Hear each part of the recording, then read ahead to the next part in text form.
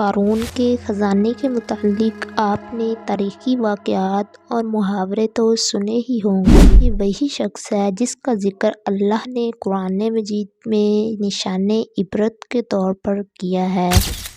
قارون کا قصہ اسرائیل اور اسلامی روایات دونوں میں ملتا ہے۔ یہ بنی اسرائیل کا سب سے امیر شخص تھا۔ تاریخ میں شاید ہی قارون جتنی دولت کسی شخص کو عطا کی گئی ہو۔ قارون حضرت موسیٰ علیہ السلام کا چچا زاد بھائی تھا۔ وہ بہت خوش الحانی سے تورات کی تلاوت کرتا اور انتہائی خوبصورت تھا، اس لیے لوگ اسے منور کہتے تھے۔ یہ ان 70 لوگوں میں سے تھا جنہیں اللہ تعالیٰ نے مناجات یعنی حضرت موسیٰ علیہ السلام کے ساتھ اللہ تعالیٰ کی باتیں سننے کے لیے چنا تھا۔ اس کے پاس بہت زیادہ خزانے تھے، یہاں تک کہ ان خزانوں کی چابیاں طاقتور نوجوانوں کی جماعت بمشکل اٹھاتی تھیں۔ دولت کے گھمنڈ میں آ کر قارون نے اللہ تعالیٰ کی ناشکری کرنا شروع کر دی اور تکبر کرنے لگا۔ حضرت موسیٰ علیہ السلام نے اسے بہت سمجھانے کی کوشش کی، لیکن آپ علیہ السلام کی واضح نصیحت کا اس پر کوئی اثر نہیں ہوا۔ اللہ تعالیٰ کو اس کا غرور اور تکبر ناگوار گزرا اور اسے نشان عبرت بنا دیا۔ اللہ تعالیٰ قرآن پاک میں اس واقعے کو کچھ اس طرح ذکر فرمایا ہے: بے شک قارون موسیٰ علیہ السلام کی قوم میں سے تھا، مگر وہ اپنی قوم میں سرکشی کرنے لگا اور ہم نے اسے اتنے خزانے دے رکھے تھے کہ ان کی چابیاں ایک طاقتور جماعت بمشکل اٹھا سکتی تھی۔ جب اس کی قوم کے لوگوں نے اس سے کہا اتنا مت اتراؤ، بے شک اللہ اترانے والوں کو پسند نہیں فرماتا، اور اللہ نے جو مال و دولت تجھے دے رکھا ہے اس سے آخرت کا گھر بنانے کی فکر کرو اور دنیا میں سے بھی اپنا حصہ مت بھولو، اور لوگوں سے ایسے ہی احسان کر جیسے اللہ نے تجھ پر احسان کیا۔ زمین میں فساد پھیلانے کی کوشش نہ کر، بے شک اللہ فساد پھیلانے والوں کو پسند نہیں کرتا۔ قارون نے جواب دیا، یہ جو کچھ بھی مجھے ملا ہے اس علم کی بدولت ہے جو میرے پاس ہے۔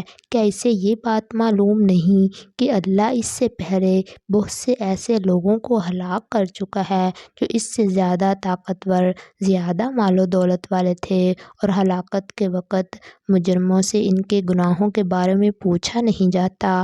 پھر وہ قارون ایک دن اپنی قوم کے لوگوں کے سامنے بڑی زیب و زینت کے ساتھ نکلا۔ جو لوگ دنیاوی مال و دولت کے طلبگار تھے انہوں نے کہا، کاش ہمیں بھی کچھ ایسا مل جاتا جو قارون کو دیا گیا ہے، بلا شبہ وہ تو بڑی قسمت والا ہے۔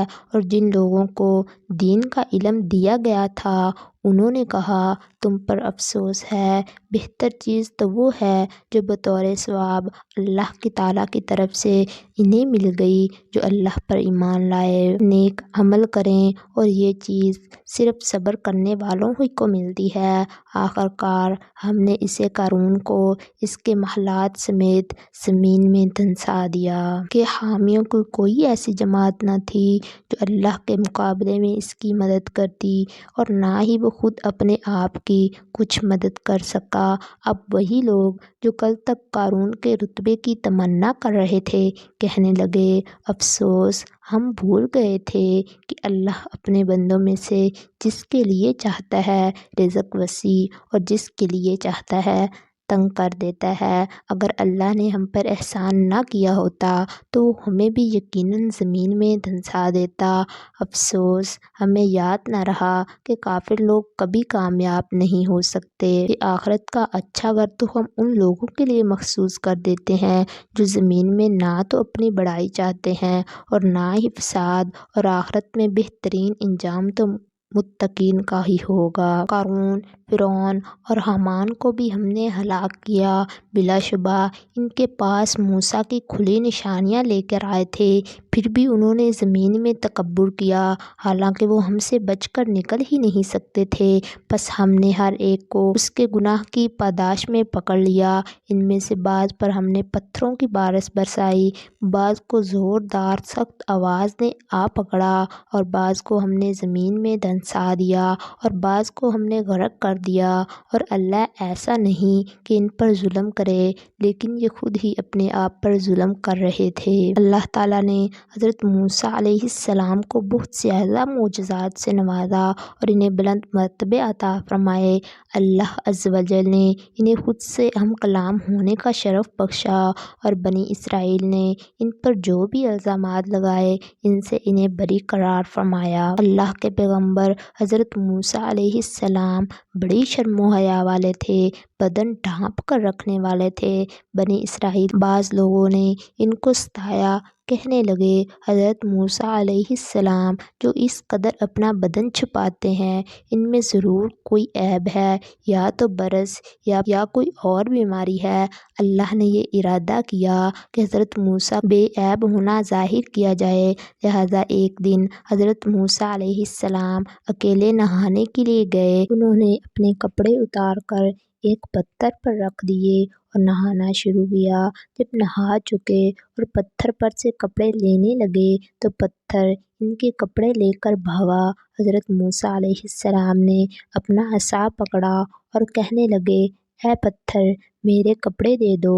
وہ پتھر رکا ہی نہیں، بنی اسرائیل کے لوگ جہاں تھے وہاں پہنچ کر پتھر رکا۔ انہوں نے حضرت موسیٰ علیہ السلام کو برہنہ دیکھ کر کہا حضرت موسیٰ تو اللہ تعالیٰ کی مخلوق میں سے بہت ہی اچھے ہیں، اور ہم نے ان پر جو عیب لگائے تھے وہ ان سے پاک و صاف ہیں۔ جب قوم مطمئن ہو گئی تو حضرت موسیٰ اپنے کپڑے پہن لیے اور پتھر کو اپنی لاٹھی سے مارنا شروع کر دیا۔ اللہ کی قسم پتھر میں ان کے مارے کے نشان پڑ گئے۔ جب حضرت موسیٰ علیہ السلام کی موت کا وقت قریب آیا تو ملک الموت، موت کا فرشتہ حضرت موسیٰ کی طرف آئے اور حضرت موسیٰ نے انہیں تھپڑ مار دیا۔ وہ واپس اللہ تعالیٰ کے پاس گئے اور عرض کی اے اللہ آپ نے مجھے اپنے ایک ایسے بندے کی طرف بھیجا ہے جو مرنا نہیں چاہتا۔ اللہ نے فرمایا دوبارہ ان کے پاس جاؤ اور ان سے کہو کہ کسی بیل کی پشت پر ہاتھ رکھیں، اس ہاتھ کے نیچے جتنے بال آئیں گے اتنے سال مزید عمر مل جائے گی۔ ملک الموت نے آپ علیہ السلام کو اللہ تعالیٰ کا یہ پیغام پہنچایا تو آپ نے عرض کیا اے میرے رب اس کے بعد کیا ہوگا؟